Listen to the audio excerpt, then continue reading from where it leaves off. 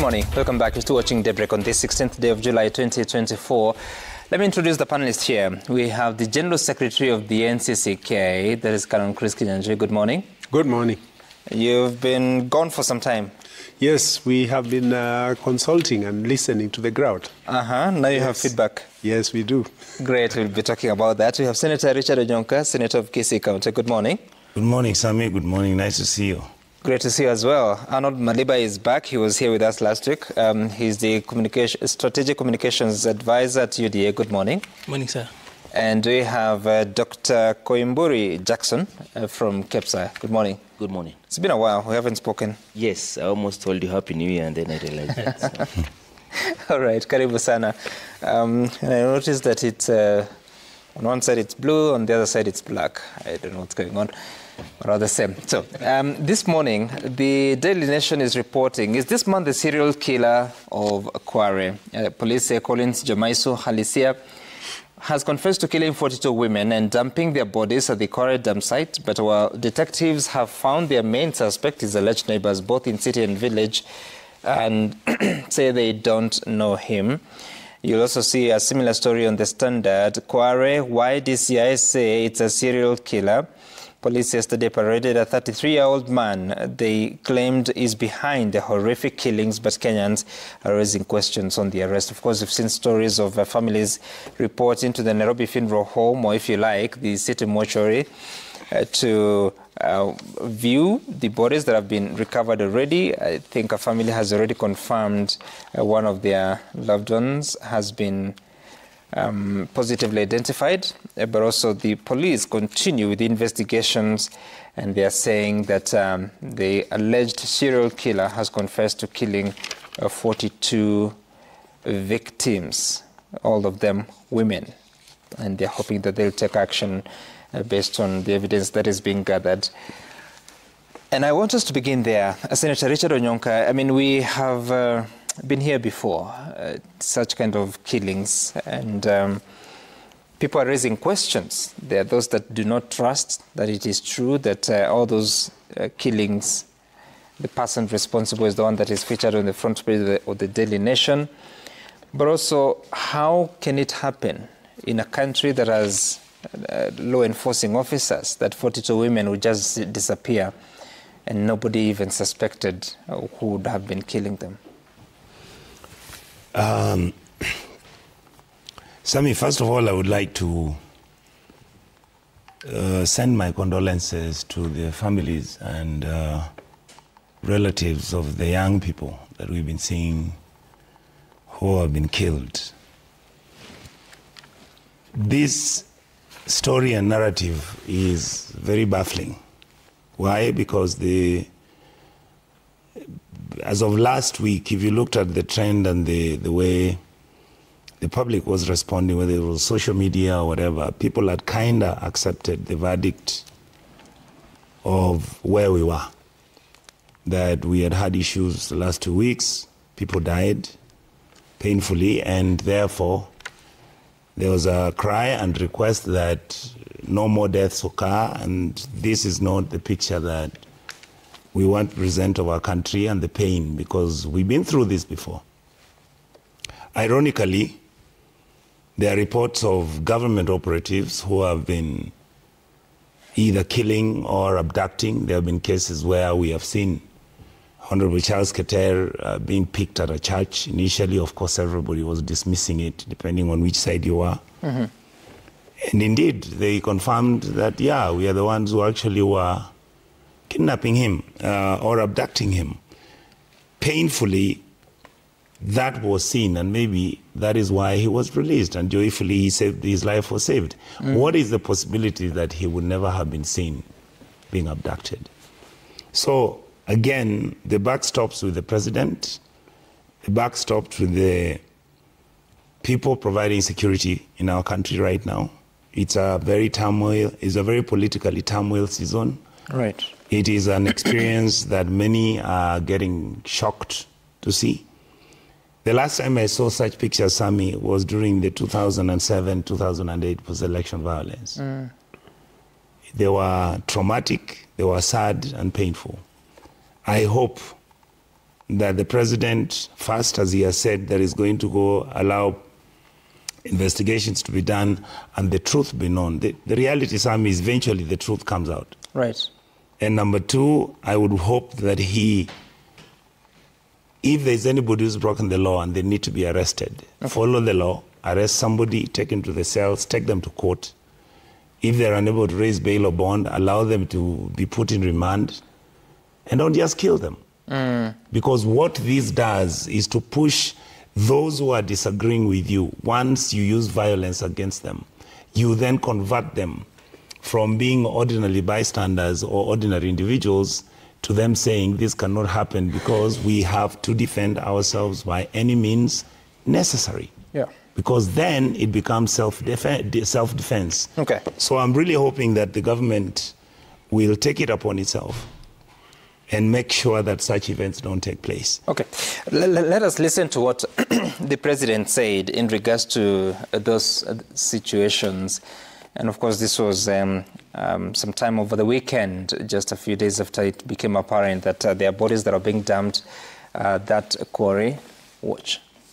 Mimi nataka nihakikishia Wakenya wale wote waliohusika na maafa ya hawa watoto wetu kule Kware, kule Nairobi, mpaka watapata cha mtemakuni na mpaka tuwapate ili tuwachukulie hatua, kwa sababu kuua Mkenya, kuchukua maisha ya Mkenya kwa njia yoyote ni makosa chini ya katiba yetu ya Kenya na ni kinyume ya mambo ya human rights ya any nation. Canon, talk to us about, I mean, yes, the assurance is good, but prevention would be better because those are 42 families that are ideally have lost their lives, because that's the confession, but you haven't seen the families coming out and saying that indeed we're missing these people. I think, Sam, it is not correct to say that no families have come forward. If you look at the database of the Red Cross, if you look at the database of the police, there are very, very many reports of missing persons. And some of them are missing because perhaps they were abducted. And currently, as we speak, we are dealing with parents who are coming to our churches whose children were abducted by the police following this protest that we are talking about. And we are talking of 40, 50 families that are having painful nights and days as they search for their loved ones. And the police sometimes are not very helpful because they talk about many procedures that they have to follow. That is number one. Number two, the police in the Republic of Kenya swear an oath to protect the lives of Kenyans and their properties. So when we see these kind of scenarios like we saw in Kware, where bodies are being retrieved by members of the public, not even by the police, and there's a police station away, a few meters away, it creates a situation of mistrust, a lack of trust. And we saw actually the public even accompanying the bodies to the mortuary. So we have to guard that the police, which is given a mandate by the Constitution to protect the people, must do that job. And there should not be an explanation. So that is what Kenyans are asking, that everybody within an institution within government does their job and does it well, and then engages the public. Because I think that is the challenge that we are having now. We are having institutions of the state that the people are casting serious trust deficits in. And that is how countries collapse. Failed states or collapsed states do not just happen. It is usually a creeping and step-by-step process. And that is why, for us in NCSK and the church, we have really been putting pressure on the police. They have to do their job. If protesters are in the streets, they can't walk around with assault rifles and shoot them. We have lost 40 of them. And on Sunday, we had a mourning ceremony at All Saints Cathedral just to mourn them. But I think we also have to take a step back and ask, For how long are we going to mourn these ones? We know there has been a femicide in the country, and that perhaps is the narrative that is being pushed right now. But Kenyans are saying no. These ones that were discovered must have been protesters. And I think the investigations must come out and tell us who are these people, who threw them in the quarry, and the story that DCI posted yesterday seemed not to be convincing anyone that that young man is the one who had killed the people who are in the quarry. Okay, interesting. Arnold, so where do we look up to? Because so the authorities are speaking the way they are. And it's happening at a time that there has been, like Canon here describes, there's been that confusion, especially the persons that may be that are missing since the protest versus now these cases in Kware. At a time also that the Inspector General, Japheth Koome, has been, or rather has resigned, and now we have an acting IG. All this confusion, why is the truth? First of all, Sam, I think it's quite a difficult time for the nation. And for all those who actually have lost loved ones, we sympathize with you. We actually send our prayers to you, but you know, sympathies, prayers, and thoughts are not enough, because human life is sacred, and it's not statistics. And that is why at this point, I think we need a little bit of caution and seriousness. It's a point where we really need leadership. At this particular point, we need our leaders to demonstrate leadership. In times of trial, in such like polarized moments and times when emotions can run high, we really need leadership, both from the church, both from those who were elected. Specifically at this point, I'll actually call on members of parliament, be they in the Senate or in the National Assembly. They've done enough hiding. It's time for them to actually come out and speak confidence to the nation, help shape. On this particular question, the reason why I'm actually speaking to parliament is because the role of oversight falls squarely on them. The people are only helping them to speak up. On the quarry issue, it's a mix of very many things. First of all, the number we are running with this morning, we are looking at it from the big umbrella of the demonstration. So when we are running with the 42 number again, or rather the 40 number, whichever way you are looking at it, we are putting it all together and trying to actually cover it or look at all those deaths from the demonstration perspective, which might be true or not true. So allow me first of all to start from the responsibility side. I think that the police specifically need to take their communication function seriously. And I'll actually qualify that.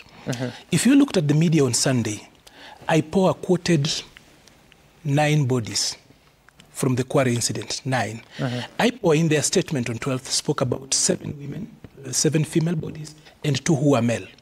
The president spoke of 9 bodies. The police addressed the media on that day and quoted 8. It is that discrepancy in numbers, especially operational information management for a unit like the police. Their crisis communication team must actually take up work seriously, because when we have got mixed up numbers, and remember, the media was, I think the Sunday Nation was actually quoting independently, they spoke of 11 bodies, and they were talking about police sources. That is on Sunday alone.